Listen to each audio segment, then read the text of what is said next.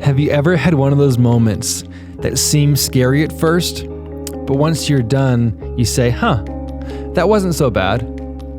That happens to me every time I go on a ride at an amusement park that drops you straight down. They're always called a crazy name like the Tower of Terror or the Drop Zone or this ride makes you puke your guts out. And the worst part of the ride for me is the anticipation. It slowly takes you up, and then you get to the top and it makes you wait. And it's probably only like 5 seconds, but it feels like an eternity.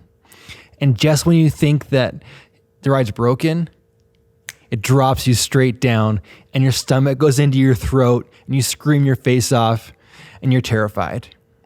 But actually, it's so much fun at the same time. And you get off the ride and you say, that wasn't so bad. You see, when I come back the next year though, I've forgotten how much fun it was.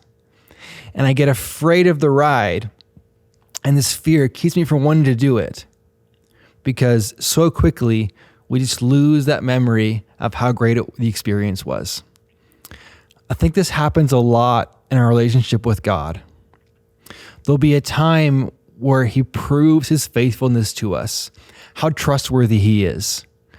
But then the time comes to trust him again, and we've forgotten what it was like last time, how worth it and rewarding it was. Our minds just forget so easily. There's a story in the book of Joshua in our Bibles, and the Israelites come to the Jordan River, and amazing thing happens. God splits the river in two, and they walk across on dry land. And once they get across, Joshua does something really interesting. He takes some stones from the river and brings them with him. Check out what he does later in chapter 4.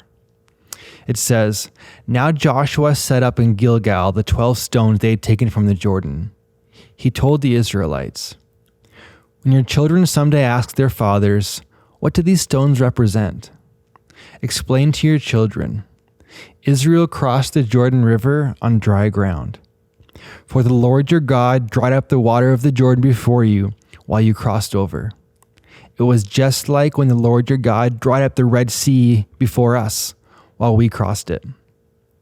Joshua wants to help his people remember. So the next time they have to trust God, it'll be a reminder for them. He builds this pillar, a physical reminder of God's faithfulness and trustworthiness. Because it's so easy for us to forget God's faithfulness. So when he is faithful and proves it to us, it's important for us to take note of that, to build those pillars in our lives. We sing a song here at Fountain Springs. It says, "The God of the mountain is the God of the valley." When God does amazing things, it feels like you're on the top of a mountain, and it's so fulfilling and rewarding. But the reality of life is that a lot of life is spent not on the mountaintop, in the valley or somewhere in between.